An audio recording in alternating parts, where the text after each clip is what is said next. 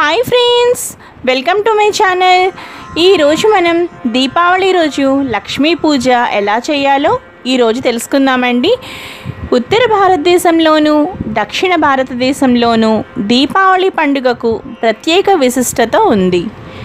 దీపావళిని దీవాలి అని కూడా పిలుస్తూ ఉంటారు. మరి ఈ దీపావళి రోజు లక్ష్మీ పూజ ఎలా చేయాలో ఇప్పుడు తెలుసుకుందామండి. దీపావళి అనగానే మనకు ముందుగా గుర్తొచ్చేది బాణాసంచా, లక్ష్మీ పూజ, అలాగే ప్రతి ఒక్కరి గృహం కూడా అందమైన రంగురంగుల ముగ్గులతో అలంకరించి దీపకాంతులతో అలంకరించబడి ఉంటుంది. మరి ప్రతి ఒక్కరూ కూడా దీపావళి ఎప్పుడు వస్తుందని చిన్న పెద్ద ప్రతి ఒక్కరూ కూడా ఎదురు చూస్తూ ఉంటారు.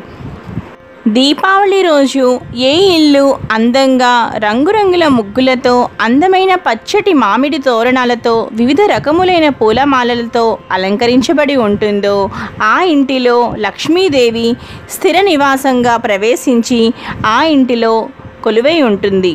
కాబట్టి ఈ రోజున దీపావళి రోజున శుభ్రంగా ఇంటిని శుద్ధి చేసి రంగురంగుల ముగ్గులతో అందమైన తోరణాలతో అలంకరించుకోవాలి. లక్ష్మీదేవికి శుభ్రత అంటే చాలా ఇష్టం. కాబట్టి లక్ష్మీదేవికి ఎంతో శుభ్రంగా పరిసరాలు ఉండడం అనేది చాలా ముఖ్యమైన విషయం.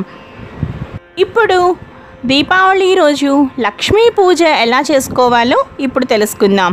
ఏదైనా ఒక పీటను తీసుకుని పసుపు రాసి కుంకుమ బొట్లు పెట్టి బియ్యపు పిండితో ముగ్గులు వేయాలి. సాధారణంగా లక్ష్మీదేవికి అష్టదళ పద్మాన్నే వేయాలి.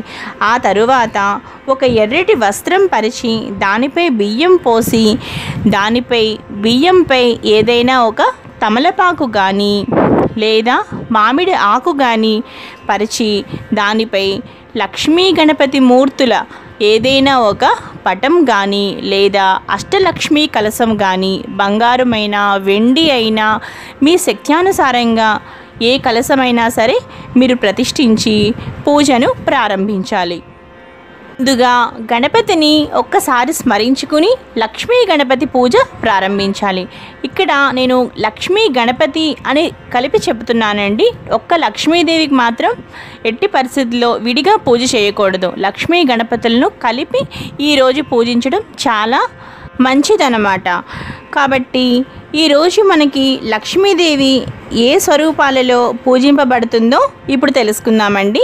ఈ రోజున లక్ష్మీదేవిని అంటే ఈ దీపావళి రోజున లక్ష్మీదేవిని 3 రూపాలైన లక్ష్మీ, సరస్వతి, మహాకాళి రూపాలలో పూజించాలి. ఆ తరువాత కుబేరుణ్ణి కూడా తప్పనిసరిగా ఈరోజు పూజించాలి. మనం ఇక్కడ లక్ష్మీ గణపతులను ఎందుకు పూజించాలి అంటే కలిపి ఎందుకు పూజించాలి అంటే గణపతి మనం ఎక్కడ పూజ చేశామో అక్కడ అలా స్థిరంగా ఉంటాడు. కానీ లక్ష్మీదేవి మాత్రం అలా కాదు. చిన్న విషయం కానీ ఏది చిన్నది నచ్చకపోయినా సరే అలిగి వెళ్ళిపోతూ ఉంటుంది.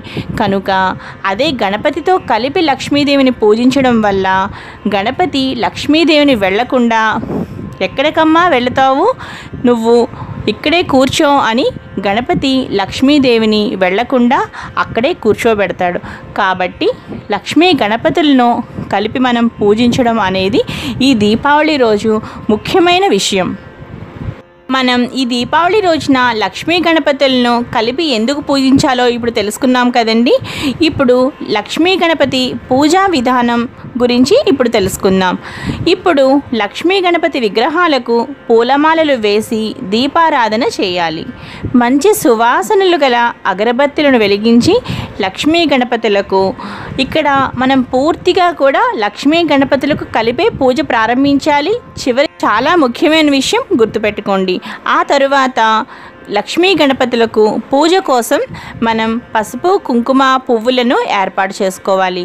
అలాగే పంచామృతాలు పాలు, పెరుగు, నెయ్యి, పంచదార, తేనె ఈ 5టిని కలిపిన పంచామృతాలను తయారు చేసుకోవాలి. ఆ తరువాత కొబ్బరికాయలు, పండ్లు, స్వీట్లు, నైవేద్యాలు కూడా సిద్ధం చేసుకుని రెడీగా పెట్టుకోవాలి. ఇప్పుడు పసుపు కుంకుమ తీసుకుని లక్ష్మీ గణపతి పటంపై వేస్తూ వినాయక అష్టోత్తర శతనామావళి అలాగే లక్ష్మీ అష్టోత్తర శతనామావళి చదువుకోవాలి. ఆ తరువాత లక్ష్మీదేవి సహస్రనామ మంత్రాలతో లక్ష్మీదేవిని పూజించాలి. ఆ తరువాత లక్ష్మీ గణపతులకు మనం నానావిధ పరిమళ పత్ర పుష్పాలతో లక్ష్మీ గణపతులను ఆరాధించాలి. ఆ తరువాత సువాసనలు వెదజల్లే సాంబ్రాణి ధూపం వేసి దీపం కూడా ఒకసారి చూపించాలి. ఆ తరువాత పాలతో తయారు చేసిన మధుర పదార్థాలను లక్ష్మీ గణపతులకు నివేదించాలి. ఆ తరువాత రకరకాల పళ్ళు, స్వీట్లు అన్నీ కూడా లక్ష్మీ గణపతులకు నైవేద్యం పెట్టాలి. ఆ తరువాత లక్ష్మీదేవికి మీరు ఏదైనా కొత్త ఆభరణం సమర్పించదలుచుకుంటే ఏదైనా ఒక ఆభరణం కానీ లేదా లక్ష్మీదేవి రూపు కానీ అమ్మవారి వద్ద ఉంచాలి.